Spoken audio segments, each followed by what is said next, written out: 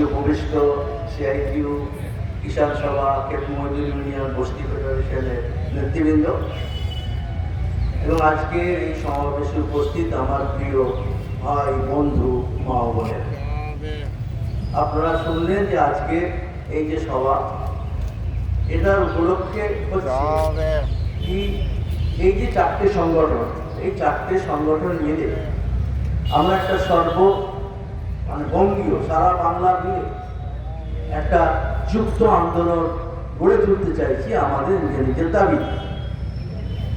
এবং সেই দাবিতে আমরা গ্রামে গঞ্জে এই চারটে অংশের মানুষকে নিয়ে সভা সমাবেশের মধ্য দিয়ে আমরা চাইছি যে ওই 20 এপ্রিল জানে লক্ষ লক্ষ শ্রমিক, কৃষক, ক্ষেত মজুর কলকাতার প্যারেড গ্রাউন্ডে গিয়ে আমাদের যে অভাব অভিযোগের কথা আমরা সোচ্চারে সেখানে বলতে পারি।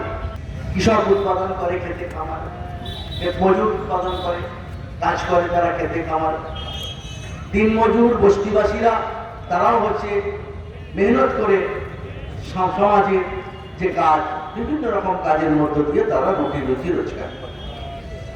এই যে মানুষ উৎপাদক শ্রেণী, আমরা উৎপাদক, আর বাকি যারা মধ্যবিত্ত, উচ্চবিত্ত, অন্যাংশের মানুষ তারা হচ্ছে গিয়ে উপভোক্তা। যতদিন যাচ্ছে এই উৎপাদক শ্রেণীর উপরে হামলা বাড়ছে, শাসক শ্রেণীর হামলা, এবং সেই উৎপাদককে সেই বিষয়গুলো অবগত করা এবং তার বিরুদ্ধে জনমত তৈরি করা এবং তার বিরুদ্ধে গণ আন্দোলন সৃষ্টি করা, একে ঠেকাবার একমাত্র পথ।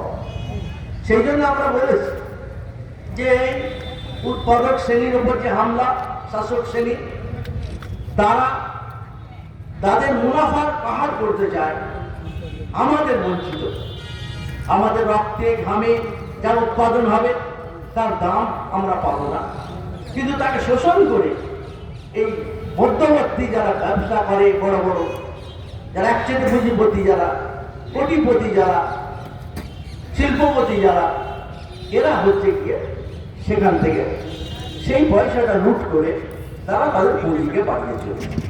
এটাই হচ্ছে দ্বন্দ্ব, আমাদের শ্রম, ওদের মুনাফা।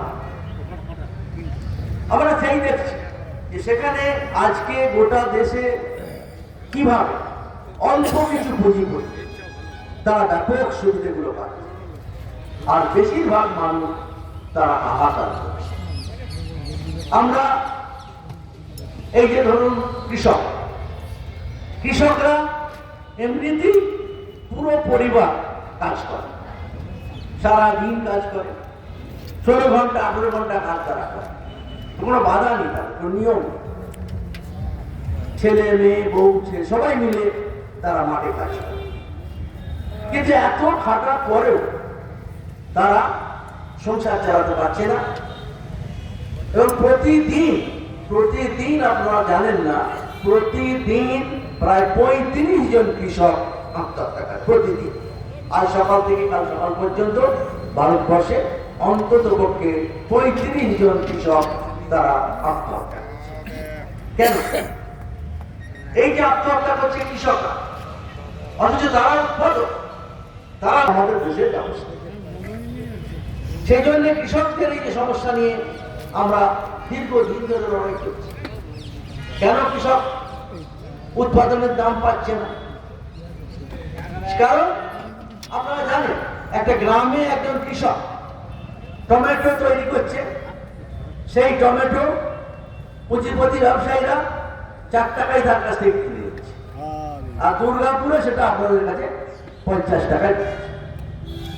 4 টাকায় কৃষক পাচ্ছে আর আপনি দিচ্ছেন 50 টাকা, মাঝখানে দিচ্ছে 44 টাকা 46 টাকা। এটা লুট হয়ে যাচ্ছে, এটা কৃষকও পাচ্ছে না, এটা আপনাও পাচ্ছে। এই ব্যবস্থাটা হচ্ছে লুটের ব্যবস্থা। মাঝখানে যারা লুট করছে তারা কোটিপতি হচ্ছে, আর যারা দিন রাত মেহনত করছে তারা এর বোঝাটা হচ্ছে। সব কিছুই না, আলু রাস্তায় আলু ফেলে দিয়েছে, বিক্রি হচ্ছে 7 টাকা 6 টাকা, অথচ বাজারে আপনাকে 40 টাকা দিয়ে কিনতে হবে। এগুলো আমাদের ভাবার প্রয়োজন আছে। আমরা অনেক মনে করি ভেবে কি হবে, ভাবতে হবে। কারণ আমাদের সমাজে বাচ্চাকেও যদি না কাঁদে মা তাকে দুধ দেয় না, মা তো ভালোবাসতো বাচ্চাকে, বাচ্চা না কাঁদলে মা তাকে দুধ দেয়।